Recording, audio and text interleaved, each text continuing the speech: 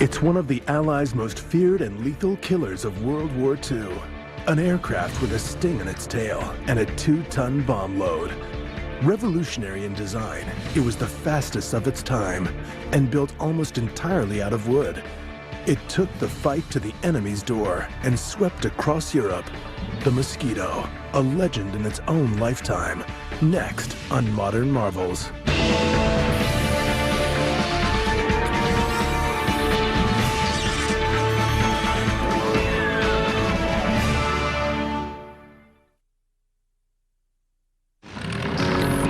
The best aircraft are often the fastest. The pursuit of speed has been part of the appeal of aviation from its earliest days. And often it is the most innovative and radical designs that break speed records. The Lockheed Blackbird uses new metals that came out of the space race and flies at over 3 times the speed of sound.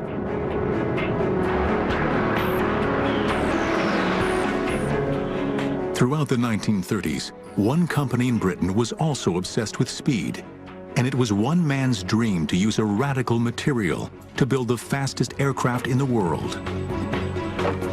The material was wood, and his name was Geoffrey de Havilland. He was so very determined. Anything he wanted to do, he got on with it and did it. A real leader of people, not by driving them, but leading them from the front. As early as the 1930s, de Havilland knew that lightweight wooden aircraft were the key to greater speeds. In 1934, his twin-engine Comet won the London to Melbourne, Australia air race. With speeds of over 200 miles per hour, the aircraft flew halfway around the world in just 77 hours. A ship would take 4 weeks. From his experience building the Comet, de Havilland visualized building a super-fast, high-precision bomber.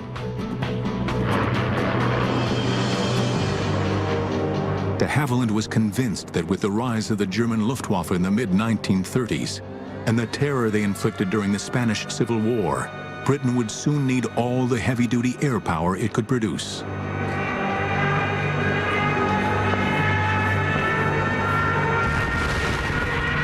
It took the British quite a while to realize that the Germans had innovative designs, monoplane fighters, but more importantly, they had medium bombers that were being developed. And they had, in effect, tested them in the Spanish Civil War from 1936 onwards. It's a huge wake-up call.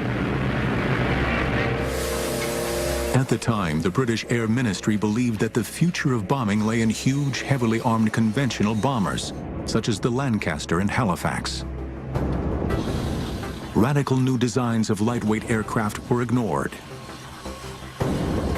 But Geoffrey de Havilland was not deterred and continued working on designs for his new bomber.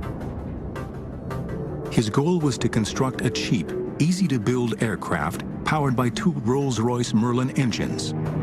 It would have no guns, no armor plating, could carry up to 4,000 pounds of explosive, and reach a speed of nearly 400 miles per hour, faster than any other aircraft in the world.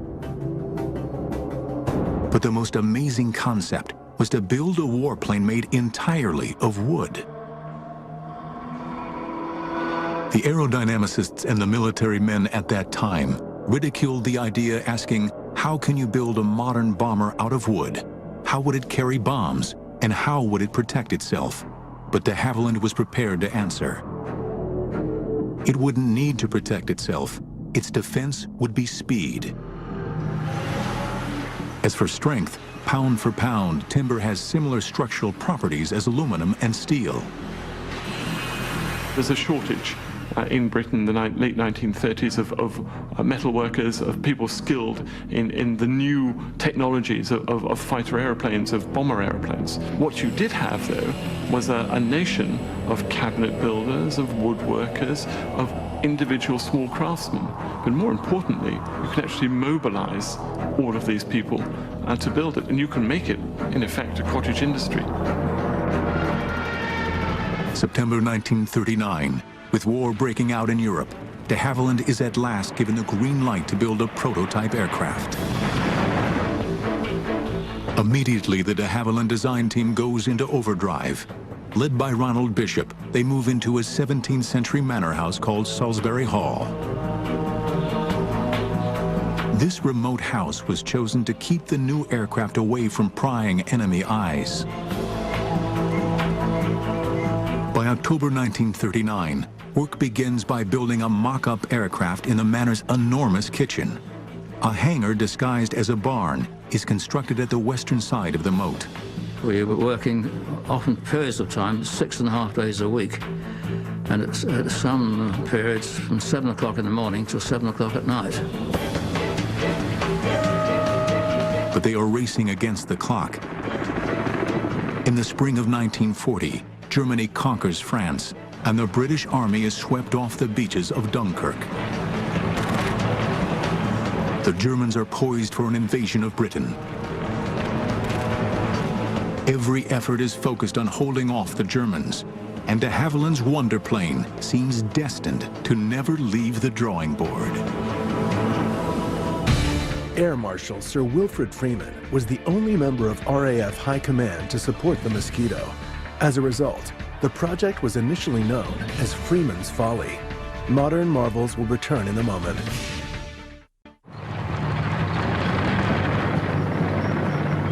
June 1940, the German army has advanced to the shores of the English Channel and is getting ready to invade Britain.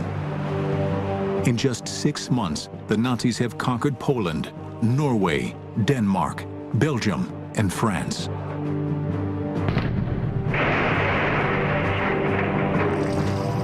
Britain is the only country left to face the onslaught of Nazi Germany.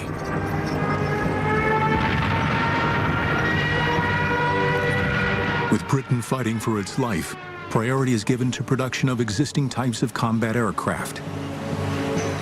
Geoffrey de Havilland's radical new wooden bomber looks condemned to be scrapped. But de Havilland is not a man to take no for an answer. Sir Geoffrey's words are, well, they may not want it now, but they will want it. De Havilland persuades the Air Ministry to let him continue as long as he does not use any of the vital materials required for the war effort.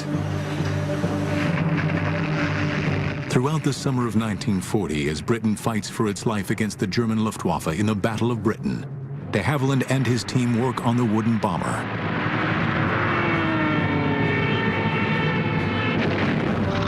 Finally, in December 1940, the aircraft is ready to be shown to the men from the ministry. It is called the Mosquito. De Havilland has done the impossible. Using scraps from the British military machine, he created the fastest aircraft in the world. We knew it would fly. We were absolutely confident it would. And the question is how much better than the Spitfire it would be. Of course, we said it would be, and it was. 20 miles an hour faster. The Air Ministry is so impressed with its performance that they place an order for 150 Mosquitoes. It is an amazing contract for an untried and untested aircraft. It's almost an impossible task. It's a wonderful thing to change from, they don't want it, and so give us more and more. But de Havilland's vision of construction answers the call, enabling the Mosquito to be built in vast numbers. A plan that is as simple in practice as it is visionary in conception.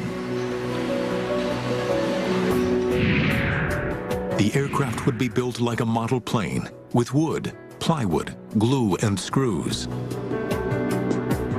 Over 400 companies around Britain with wood craftsmen would make the various sections.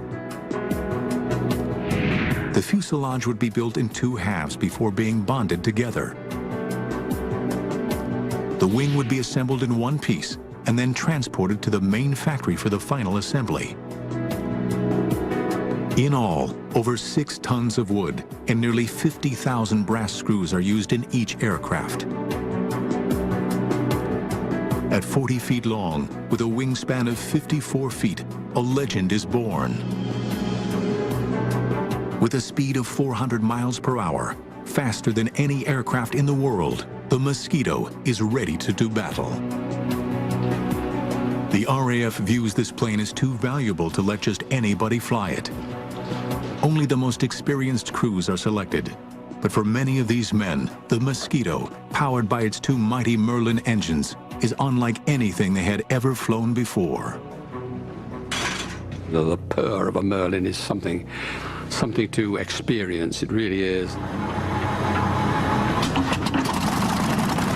And then we taxied out and took off. There you were. You suddenly look at the altimeter. The 1 minute you were down at 1,000 feet, next minute you're up at 30,000. She would climb at 2,500 feet a minute, and that was really going some.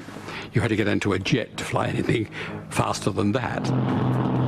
If you started to mishandle her, pushing and pulling, in no time at all you would over-control, and she would be like a mosquito. She would sting you. In July 1941, the first Mosquitoes to go into service are delivered as photo reconnaissance units. It has taken just 22 months from the first drawings to delivery. Unarmed, bristling with up to 5 cameras, these aircraft are soon sweeping all over Europe, evading anti-aircraft guns and German fighters. The Germans have nowhere to hide. Nothing is safe from the Mosquito's prying eyes. Photo reconnaissance was vital. We're talking the days before satellites, the days when human intelligence on the ground was limited. It was difficult to get back good information. Before every single bomber command raid over enemy targets, they had to take pictures of the targets, and in fact had to report the weather as well. So the Mosquito was an ideal aeroplane for that. In fact, you could say probably it was the best aircraft for this. But it is as a bomber that the Mosquito comes into its own. During the early part of World War II, bombing was a case of hit or miss. Aircraft flying at 16,000 feet would drop their bombs in huge numbers, relying on luck, weather, and flying skill to hit their targets. But in 1942, the Mosquito bomber version changes all that. Relying solely on speed and height to outrun the enemy fighters, Mosquitoes can drop their bombs with pinpoint accuracy. Soon, Mosquitoes with their payload of 4,000 pounds are an integral part of bombing missions.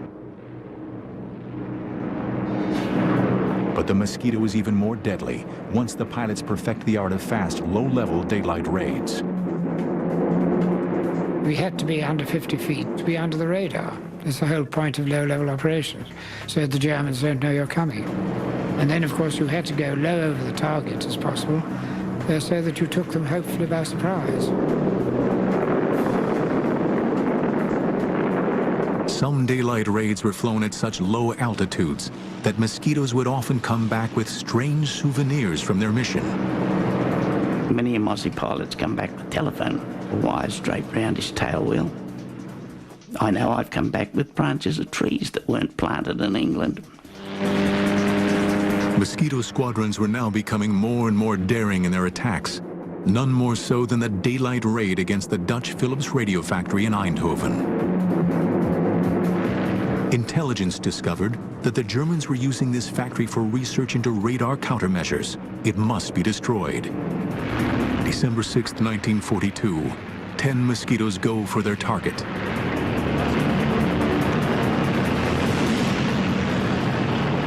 We went low level down the Scheldt estuary into Holland.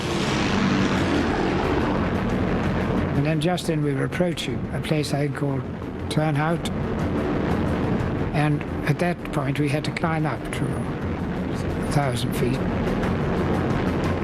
And then we turned to port, and up came the factory and went down in a screaming dive and dropped our bombs straight into it.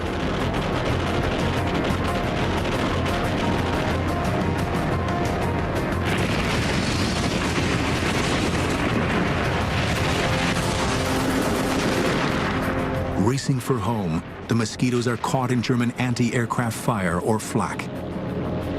Over the North Sea, disaster strikes. chap who decided to follow me, because he was on his first trip and he thought he'd follow an experienced pilot. And I'm afraid he caught a bit of flack because my cameraman suddenly called out, looking backwards, God, he'd gone into the sea. I turned round and went back to sea. And there was no dinghy or anything, just a cauldron of boiling water. Just 6 weeks later, on January 30th, 1943, the Mosquitoes go on another audacious raid on the 10th anniversary of Hitler's coming to power. Intelligence learns that there is to be a major Nazi rally in Berlin, led by Reich propaganda minister Joseph Goebbels and Reich Marshal Hermann Goering. It will be broadcast on German radio. The opportunity is too good to miss. The goal is not to hit the rally, but to create chaos and interrupt the broadcast. 3 Mosquitoes hit Berlin at 11 a.m., interrupting Goering's broadcast. At 4 p.m., a second group hits, interrupting Goebbels. For the Allies, it is a major propaganda success. The Mosquito delivered to the Allies, particularly to the British, propaganda coups right the way through its service history, and all done by a small wooden aeroplane that the Germans had written off in their propaganda as being some sort of antique. Later, Goering is heard to say, "It makes me furious when I see the Mosquito. I turn green and yellow with envy. The British knocked together a beautiful wooden aircraft that every piano factory over there is building. They give it a speed, which they have increased again." But if the Mosquitoes were spoiling Goering's day, the Allies know that to spoil the Nazis' day, the Mosquitoes are going to have to bomb Berlin again and again until they smash it into submission. In an era of metal planes, the Mosquito excelled in so many different combat roles that it was nicknamed the Wooden Wonder. Modern marvels will return in a moment. Since entering service, the wooden Mosquito has been thrown into battle with devastating results. Whatever role it is asked to do, the Mosquito answers the challenge, always ready to take the fight to Hitler's doorstep. By mid-1943, the Mosquito is bombing Berlin on such a regular basis that the missions are referred to as the Berlin Express. But for the Mosquito crews, nothing is ever just a routine mission. We would take off after the Lancasters, perhaps 2 hours after the Lancasters had gone. And it was at that time that I really felt lonely. It was a very lonely feeling. And it was at that point that you could start thinking about what you were doing. You had to rely entirely on the navigator who had radar aids and things like that. But then with the night closing in on you, you suddenly became to realize that you'd left your homeland behind and you were heading for you knew not what.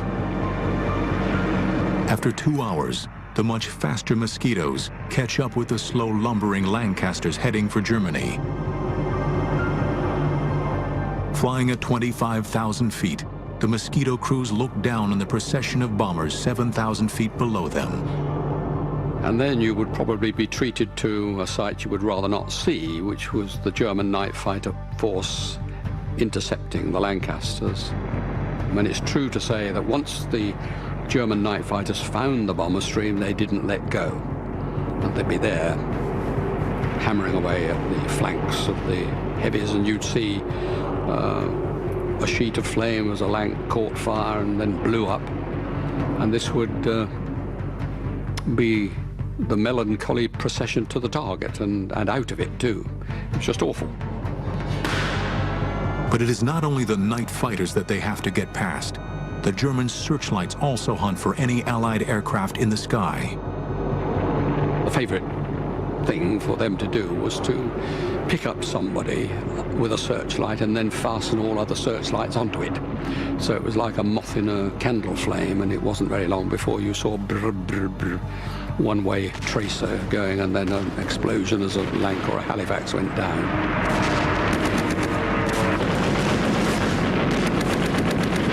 Suddenly, the most frightful glare suddenly hit the cockpit, and this blinding light, and I realized what it was, but at the same time, this bloody tracer came shooting past. So I just dived and twisted, and I got out of it. You could twist and turn if you wanted to, but generally speaking, they would hold you as you twisted and turned, follow you. The way to get out was to dive, so you could do a screaming dive and quickly fly away. Eventually, the Mosquitoes and Lancasters reach their target. Having dropped their bombs and taken photos, they then have to fly back through the searchlights before they reach Britain. For the crews that make it back, the RAF finds a way of protecting them from the horrors of war. People came back shot up, and one thing I did notice about the bomber airfields, of course, no one was ever sick. You never saw an injured man around the place. If people arrived wounded, he'd be quickly spirited away. Everybody next day was there, booted and spurred and smiling. Nobody was dead, or if they were dead, they weren't there anyway. One squadron flew nearly 200 missions within a year, and Mosquitoes bombed Berlin 220 nights in a row. By early 1943, a bigger, badder version of the Mosquito comes into service, the fighter and night fighter Mosquito.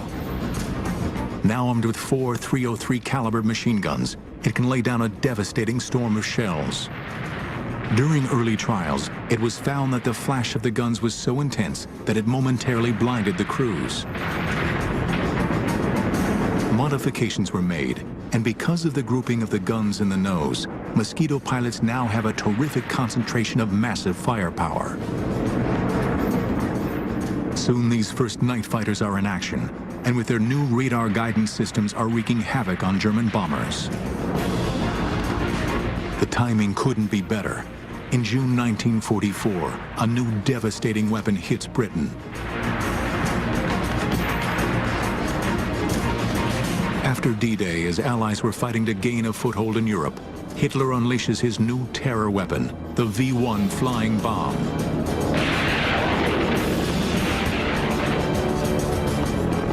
Flying at nearly 400 miles per hour, equal to the Mosquito's speed, and packed with high explosive, the V-1s are aimed at London.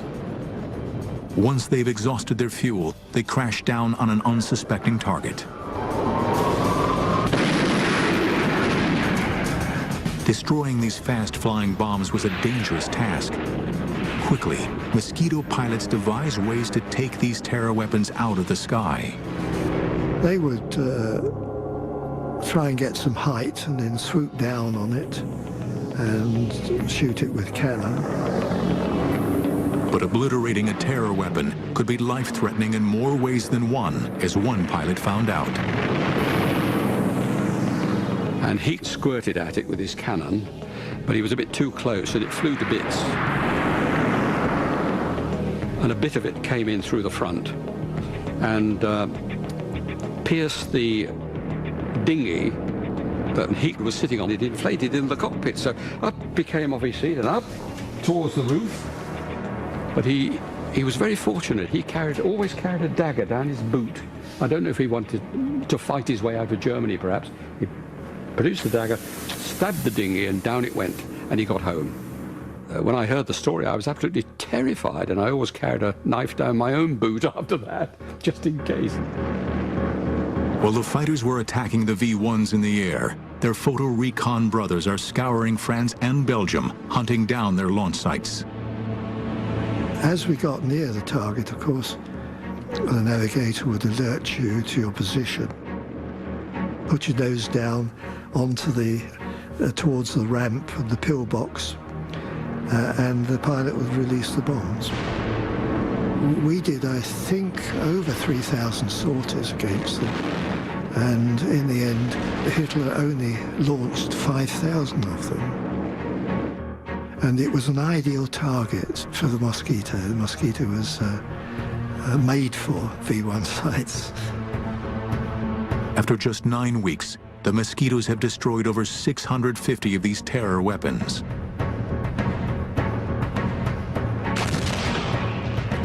But the Nazis are not beaten and are fighting as ferociously as ever. Once again, the Mosquito will go into harm's way on one of the most daring and ingenious raids of World War II.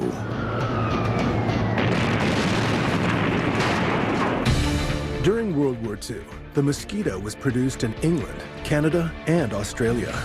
The versatile aircraft served in Europe, the Middle and Far East, and on the Russian front. Modern marvels will return in a moment. By 1944, the Mosquito, affectionately known by everybody as the Mossy, has become the RAF's favorite aircraft.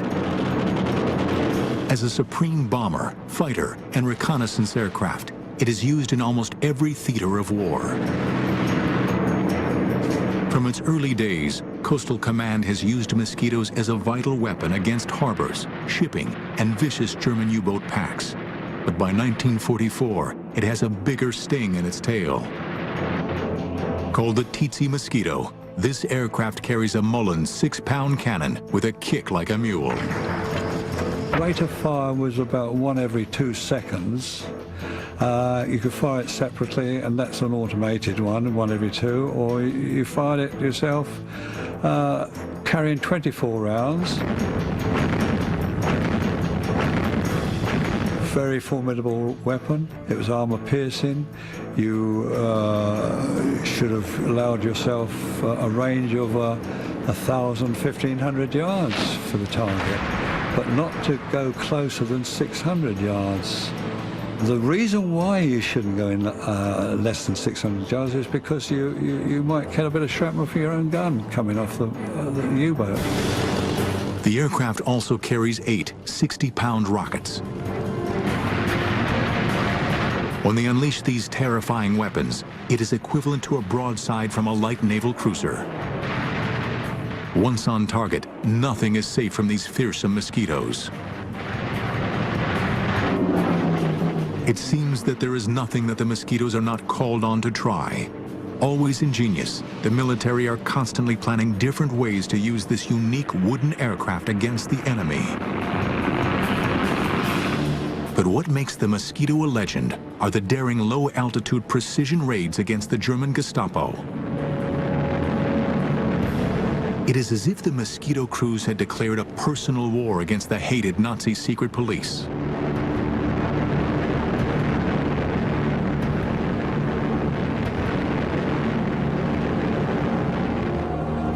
Since the early 1940s, the French resistance network has been a major thorn in the side of the German occupation. Its aim was to sabotage the Nazi war effort. By 1944, hundreds of these resistance fighters are imprisoned at the notorious Amiens prison in northern France. Word reaches the Allies that on February 19th, 200 French men and women would be executed. An ingenious plan is hatched. Mosquitoes will bomb the walls surrounding the prison so that the resistance fighters can escape. It is called Operation Jericho. The main prison layout is in the shape of a crucifix and surrounded by a 20-foot-high, 3-feet-thick wall topped with broken glass. Located at the end of a long road, the prison is surrounded by open, flat countryside. The timing of the raid is essential to its success. It must be midday when the prisoners are in the yard and the guards are having lunch. Equally important is precision. Great care has to be taken that enough explosive is used to smash a hole in the outside wall without destroying the prison and killing the inmates. When told of the danger, the resistance fighters reply they would rather die from RAF bombs than by a German firing squad. On the morning of February 18th, the Mosquito crews learn of their target. We went into the briefing room around about 9:30, 10 o'clock in the morning. And on the table was a mock-up model of the Havilland prison. And we were told we were going to try and breach the walls and give the prisoners a chance to escape. The attack, timed for exactly noon, consists of 3 stages. One squadron was briefed to breach the walls, in other words, to toss the bombs or fly very low level and put the bombs at the base of the walls, if possible. The second squadron were to come in at 12:02 when the guards had gone to lunch and bomb the dining hall, mess hall, anything they could lay their hands on to keep the guards under control. In case of the first squadron not breaching the walls completely, or the second squadron not doing the guards' quarters, etc., then the third squadron would bomb the whole prison. As the crews wait for takeoff, it looks as if the raid might be called off. The weather has closed in, and all aircraft are grounded. It was very, very bad weather, low cloud and sort of spitting snow, you know what I mean? Very low cloud. And we didn't think it would go on. What the Mosquito crews do not know is that the French resistance have sent a coded message: strike now or never, execution's imminent.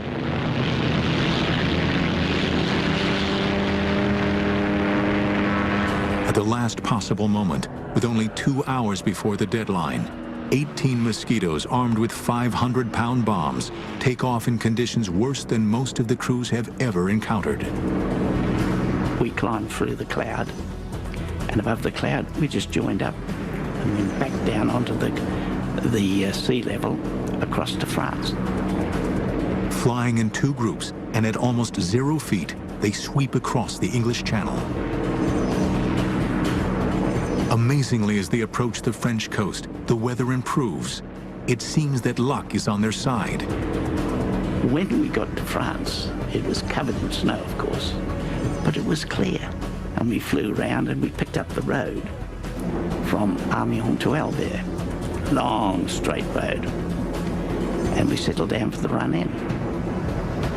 In the fields around the prison, French resistance fighters anxiously search the sky, waiting for the Mosquitoes to help their colleagues escape. We could see the prison ahead. And we got down very, very low indeed. And we were coming down to around about 190, 180 knots. With only minutes to go, and with the Germans completely unaware, the Mosquitoes approached the prison. We opened our bomb doors about a mile from the prison, flying at about 10 to 15 feet. And we had to pull up to go over the walls. We let our bombs go, and they went through the base of the wall. I turned to starboard, and as I looked down, I saw the startled face of the machine gunner in the little cupola on top of the prison. We looked at each other, I suppose, and then I was down onto the deck in loose formation following the wing commander. The raid is a success, and the Mosquitoes have pulled off an amazing feat of courage. 255 prisoners escape, but 37 are killed in the attack, along with 50 German guards. The Gestapo retaliate. 260 prisoners are killed in reprisal. But the raid is a wake-up call to the Germans. As far as I can see, this was a brilliant piece of precision bombing. The first flight took out the walls, blew in the doors, allowed people to escape. The second flight took the walls down. In fact, they didn't need the third flight. I think it was a startling success because it would have demonstrated to the Germans that the Royal Air Force could place bombs wherever they wanted to across occupied Europe. The Mosquitoes continue to carry out their unique style of war against the Germans. They operated deep inside occupied Europe. Using technology that was years ahead of its time, they hunted down the Nazis. No one was out of their reach. At the end of World War II, the Mosquito had the lowest loss rate of any aircraft in the Royal Air Force Bomber Command. Modern marvels will return in a moment. Throughout the long and bloody conflict of World War II, the fast-flying wooden Mosquito was always at the front of battle, always taking the fight to the enemy. But it was the Americans that came up with yet another novel use for this versatile aircraft. Late in 1944, the OSS, the Office of Strategic Services, a forerunner of the CIA, took over 5 Mosquitoes to work with their agents in occupied countries. Because the war was moving so rapidly, intelligence had a hard time knowing exactly what the enemy was doing. Only agents behind enemy lines could supply this information. It was vital that these agents get this information across enemy lines. Using Morse code was not an option, as the Germans can easily detect it. They needed something else. 2 American scientists had developed a transmitter that enabled an agent to talk to an aircraft. Called the Joan Eleanor system after one of the scientists' wives, it was an early version of the cell phone. By transmitting on a waveband so narrow, the Germans would have to be within 50 feet of the agent to detect him. But the ingenious part of this plan was the Mosquito. It could fly undetected along a predetermined 150-mile line, listening for the agent's message. Inside the Mosquito is an OSS operative. Within the fuselage, it was hardly enough room to move, and I was sitting almost on top of a big fuel tank. The petrol in there would expand and would come out on a special valve, and I could see it down there bubbling, and that was petrol. When you switched on your suit, you always expected a spark, boom. But we were so high that there was very little oxygen in the air. When the Mosquito reaches the area, the OSS operative can begin calling the agent. This is 5278, 5278, calling Z313131, and then wait for him to say, yes, I'm here, and give me the answering code. Sometimes, the Mosquito will fly along the designated route for hours on end before the agent answers. When you heard them, it was exciting. It was, look, I've got him, finally. Confirmed who he was, and his short messages would be such and such a unit is there, and they're going west on highway number so-and-so, and it's 2 battalions or whatever it is, and and we could get it back in 3-4 hours. But many times the agent never answers. Sometimes they cannot find a safe place to transmit from, and sometimes no one even knew the planes were there. Well, when time was up, the pilot knew just how much petrol we had, we'd turn around, go back. For a long time, the Mosquito had been the weapon of choice as a pathfinder for the bombers. But as a low-altitude marker, it was second to none in helping annihilate the German war machine in France. To enable precision bombing and reduce civilian casualties, the Mosquitoes flew with the squadrons of heavy bombers. As they reached their drop zone, the bombers dropped flares which illuminated the sky, and the Mosquitoes dove down to identify the individual targets. So 4 of you were coming in, and the rule was that the first one who saw it called tally-ho, just that. You then positioned yourself and dived on one end of the target. And when you judged that you were at the right position above the ground, which was probably at about 1,000 feet, you were coming down at quite a speed after all, you pressed the button and away went 4 500-pound markers, and down they went, and made a great blob of red on the ground. You got the hell out of it. Only when the target was ringed in red marker bombs did the leader call up to the oncoming bombers.